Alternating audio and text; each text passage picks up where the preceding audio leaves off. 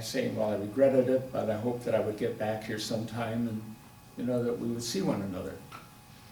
And that was basically it. I made some appointments at VA clinics. I am blind in my right eye from glaucoma.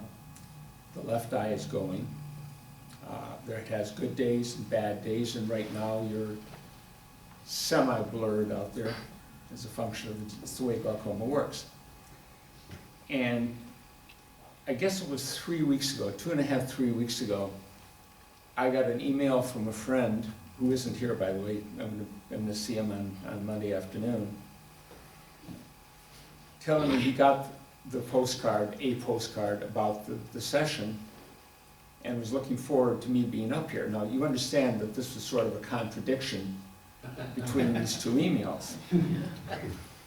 And I looked at that and I held it both ways and moved it around and said, well, looks like the card is correct, the email is correct. What happened? So I got in touch with John and told him about my clinics, and I thought that there might be a conflict. And that was I thought, a very gentle way of finding out if in fact the emails had crossed one another in the mail or if they were real. And it was very clear that John had no knowledge of these emails, either his to me or me to him. Now you do understand that the interception and fabrication of email these days is sort of like child's play in the intel community. No one really worries about doing that. It's a very easy thing to do. So, although I can't prove it, I know it's very clear that the email that I received from John was not sent by him. And the email that I sent back to him did not get to him. So that makes it fairly clear that there might have been either a third party or divine intervention. Or perhaps John, since I backed the Trojans rather than the Greeks, maybe the ghost of some Trojan was playing around with us. You never entirely know. I guess that means I didn't win the Publishers Clearinghouse from that email. I think that's very true. You did not. Just a second.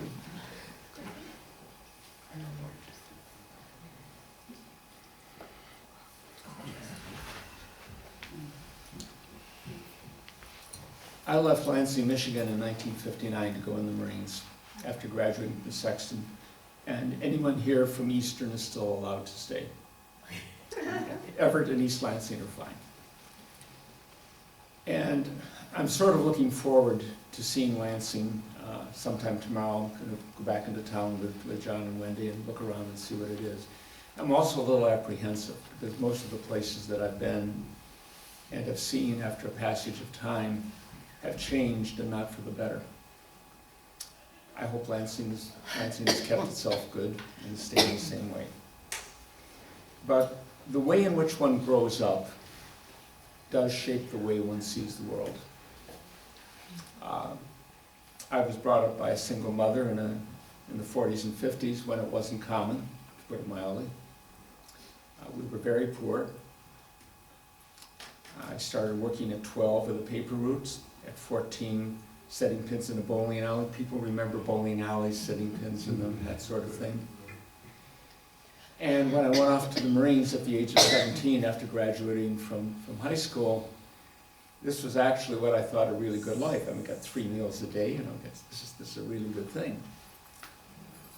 But being in the Marines gave me a sense of discipline and a no-nonsense view of the world. You know, you don't really care what people feel or what they think, you care about what they do. And its actions not only speak louder than words, actions are words. And that's essentially how I view the world. That influences what I'm going to talk about today. I feel in a sense like Cassandra in the story of the Iliad, you know, who warned the Trojans not to bring that horse inside the gates, that there was something there, that something was wrong. And I have that sense. because the subject I'm going to be talking about, and hopefully touching on a number of points that will give all of you something to ask me questions about or to make comments on, either one, is that this is America's endgame. It is not what I would have expected in 1959.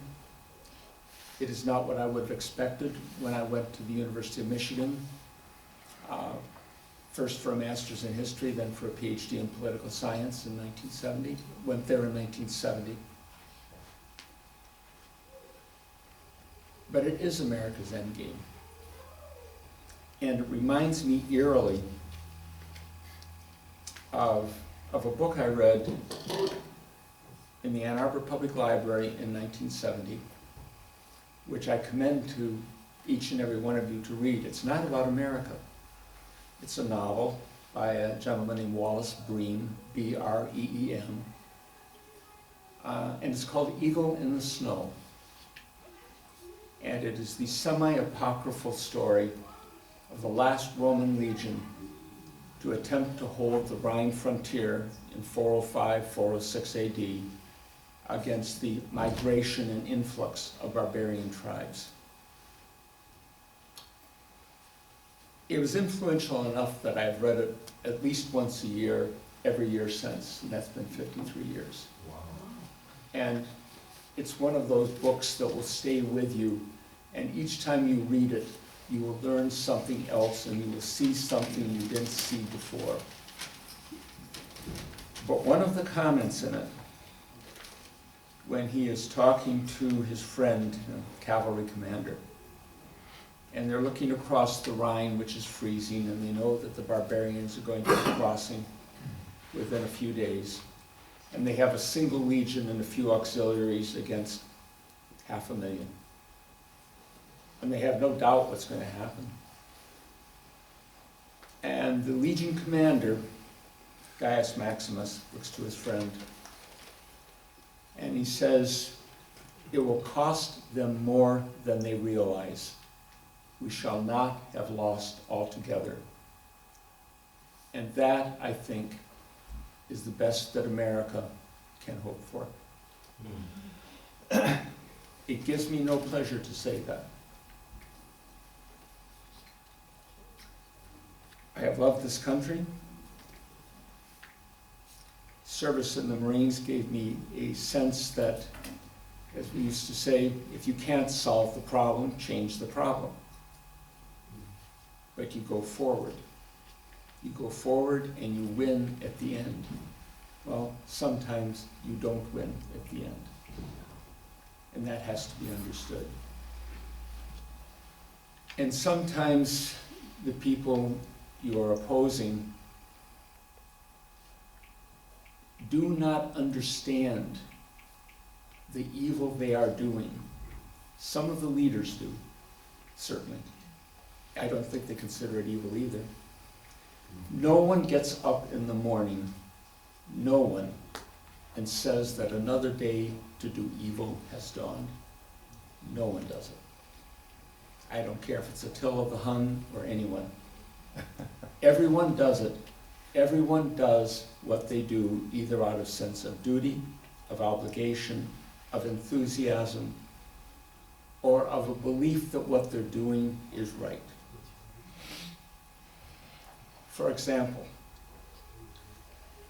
very few legends in American history are as striking as the defense of the Alamo.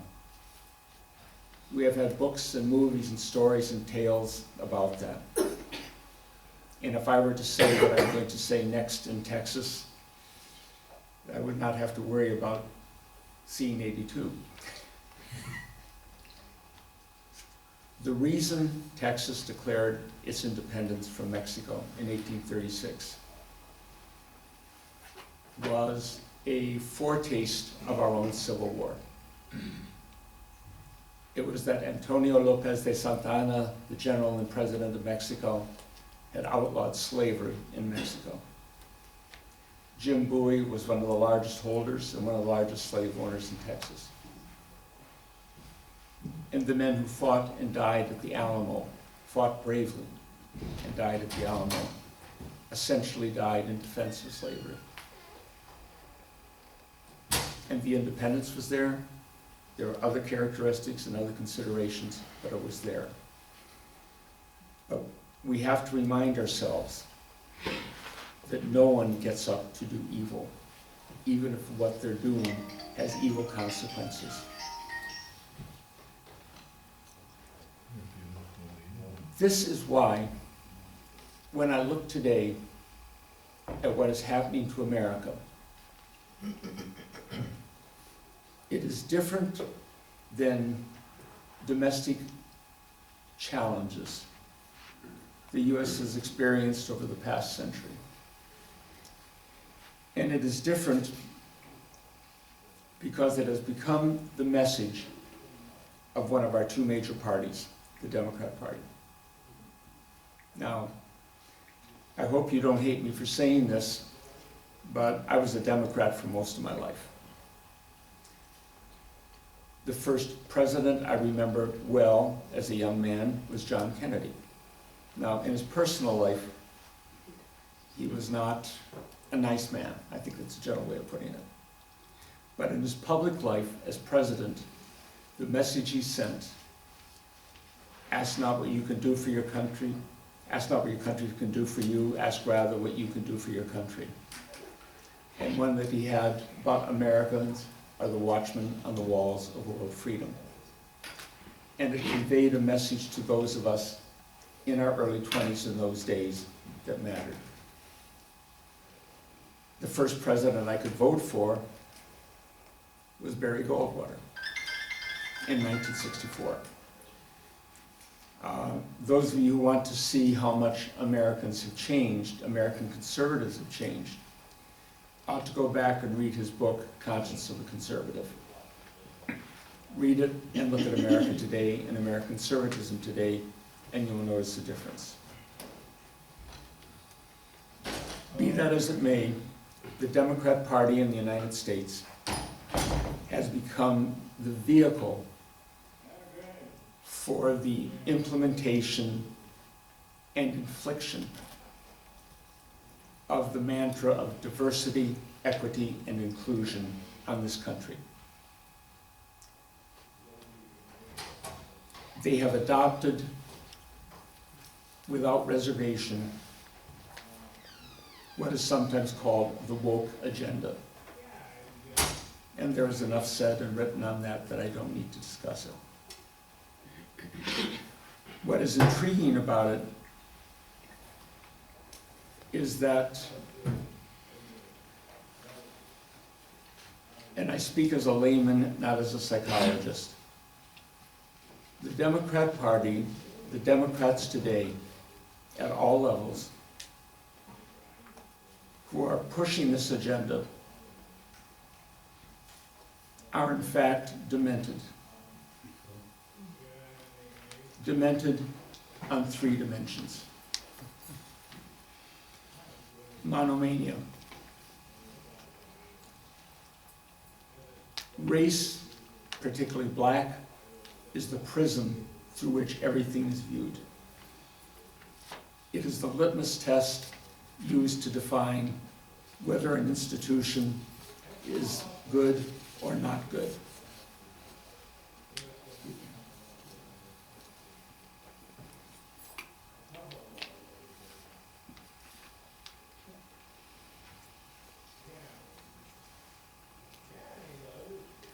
It consists, in very large part, of what I might call frustrated civil rights activists. They tried for decades to uplift blacks in America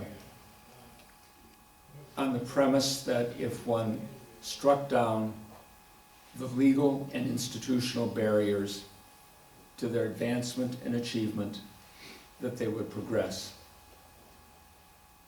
That was the basis for the Civil Rights Act and Voting Rights Act of the mid-1960s and the process of desegregation. By the 1970s, it was clear that equal opportunity did not work. Some blacks began to do better, a black middle class began to develop, but a large black underclass also was created. And so they shifted over to affirmative action, giving what they thought would be, for a temporary time, preferment in hiring, in attention to schools, in a variety of things. And that temporary time never ended. And they realized at some point, and I can't put my finger on an exact date, but I would estimate the 1990s, sometime around the 1990s, that at that point, something else was needed. They didn't know what, but they knew something else was needed. There was another group, basically Marxian or neo-Marxian, that had been around in the United States almost as a political fringe for some time. It got some prominence in the 1960s in the anti-war movement in Vietnam. This continued in the 1970s and 80s, but they had no numbers, and they were largely confined to being academics at different institutions, talking about and writing on subjects like this, but they had no ability to actually do things. I don't know who put these two groups together.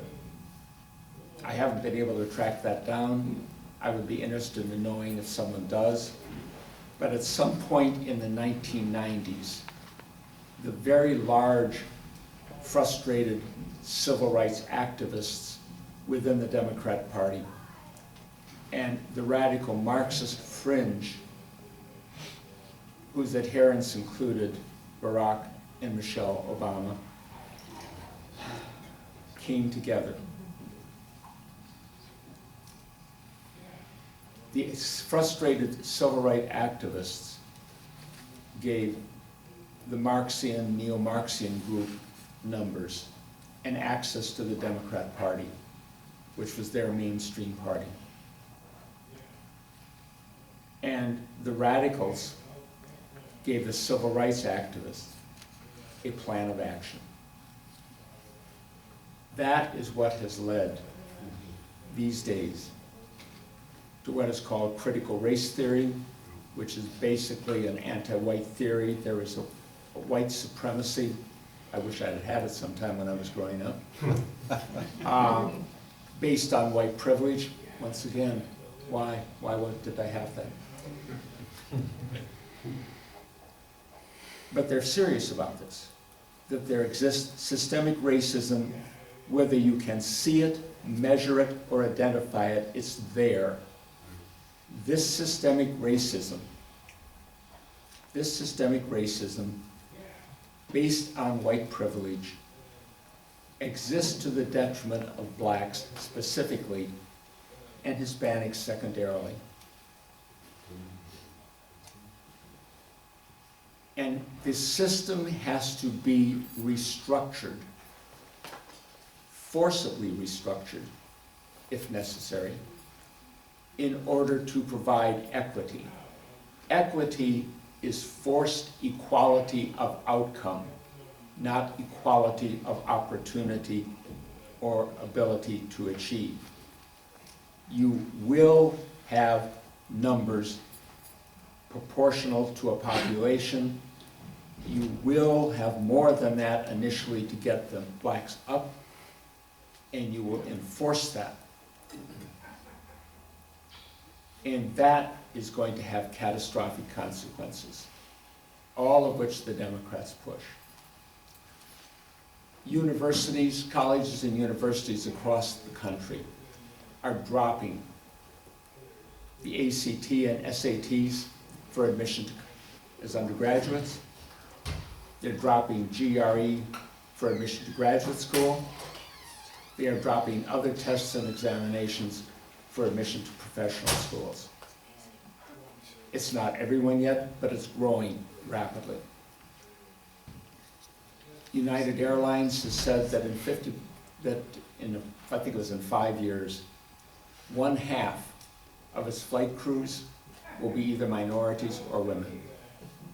Now, since they get most of these from the military, I'm not quite sure where the numbers are going to come from, but that is their goal.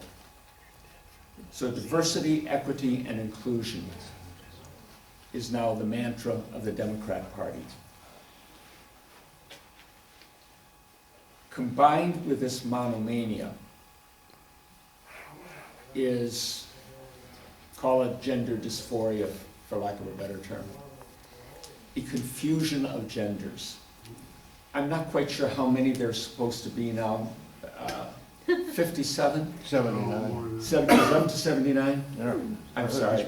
I'm sorry, I missed a few down on that. I would put it as that there are 2 genders and a number of mental health disorders. But that's not entirely true. I mean, there are some people who identify as, and it's mostly males, biological males, who identify as women in order to have access to women. Male inmates in many states are confined in women's prisons, and the tales coming out of them, even in California, are horrific. There are men, like the swimmer at the University of Pennsylvania, a husky 6'4" guy like, woman, who identifies as a woman, has male genitalia. He ranked, I think it was, don't hold me to the exact number, 476 in male swimmers. He was in the 400s. In the 400s. And running and swimming in female sports, he broke records. So a little bit of self-interest in that, I think. But there are some people who apparently believe it. Now, what the Democrats are doing is ignoring a great deal of information, and that until about 10 years ago, all 3 major associations, American Medical Association, American Psychological Association, American Psychiatric Association, all had more or less the same wording in their guidelines to illnesses. You know, if an otherwise healthy male believes he's a female, and an otherwise healthy female believes he's a male, this is the basis for extensive mental health treatment. Sometime about 10 years ago, that changed in all 3 associations. I don't know why. A friend of mine, a doctor in Pennsylvania, who did her doctorate at the University of Pennsylvania, said that it was because of a change in the boards of the 3 associations. Now, you may or may not know that board membership in a professional association is not like board membership in General Motors. There is no great amount of money associated with it. There's a certain amount of a cachet of being on the board, something like that, but nothing more. And she said that according to her information, there was a time, and it didn't happen in 1 year, but it culminated about a decade ago in the boards of these professional associations being dominated by lesbians and gay males. I cannot verify that, but it is plausible considering the change in policy that they implemented. So you have monomania, focus on race, and gender dysphoria. And then you have a variant of suicide. The end product, the end goal of a whole host of policies associated with this is the ending of the white race. not in any sort of bloody genocide, but through racial mixing, immigration, and the removal of white supremacy by removing whites. I step back on that. I find it difficult to believe that someone could be that suicidal. I mean, if individual suicide is a clear sign of mental health issues, racial suicide or supporting racial suicide has got to be even more so. But these are things that fall together. Many of these things began to be politically visible in Barack Obama's second term. I have to confess that I supported him in his first term in 2008. In fact, I was the first person in Jackson, Mississippi to have an Obama for President sign in his yard in 2008. This was before the Democrat National Convention. When Biden was selected to be his vice president, I very nearly burned the sign, and I never put up an Obama and Biden sign in the yard. But I did support it. And I did that because in Jackson, Mississippi, I live in a black majority neighborhood in a black majority city. And I have now for a total of 28 years.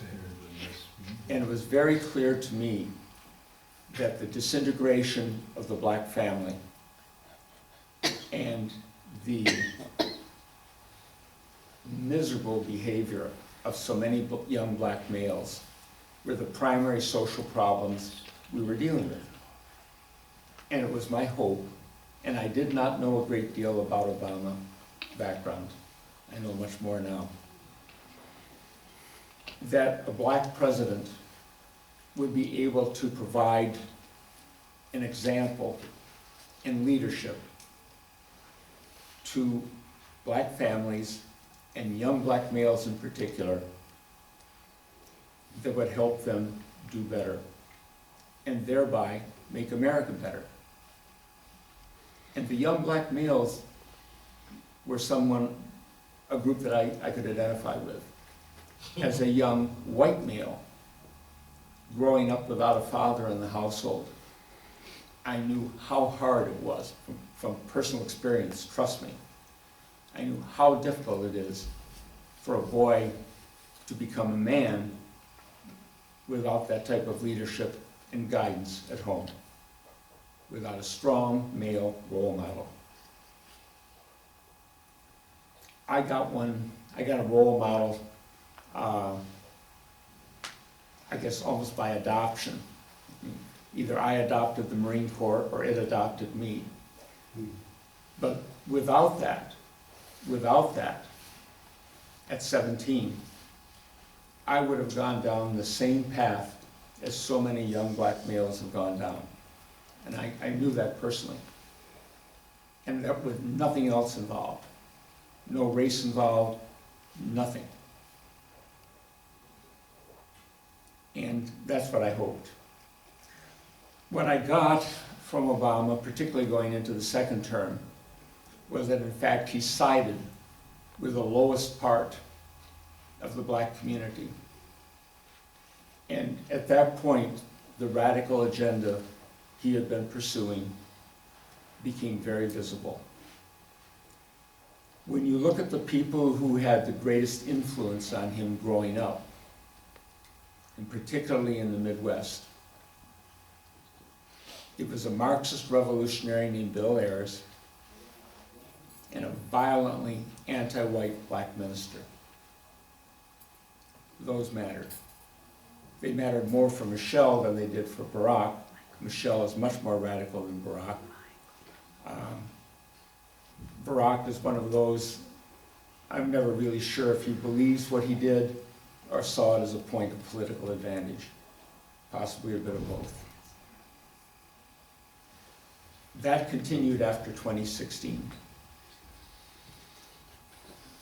many of the things that were set into motion in the last part of the Obama administration continued even with Trump as president in 2016 and winning the election.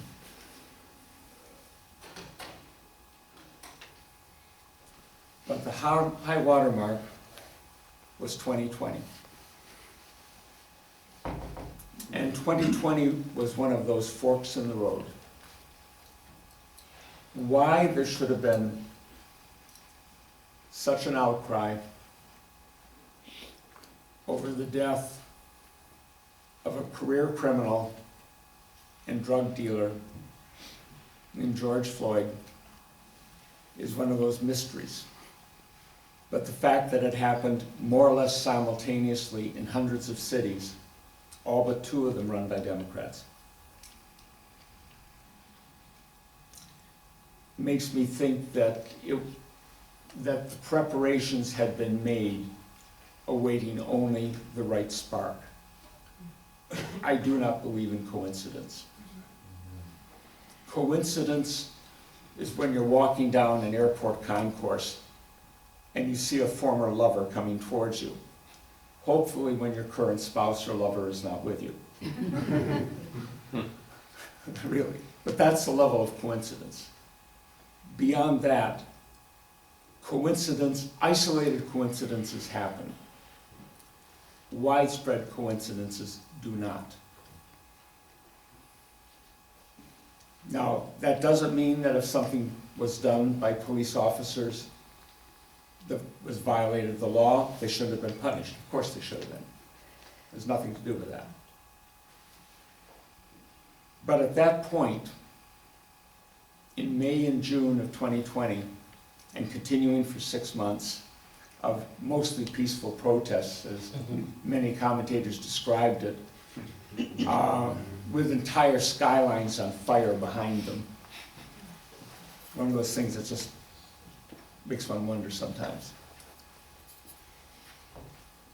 We came to a fork in the road. The Democrat governors and mayors refused to take action against the rioters. 6 months of rioting, looting, arson,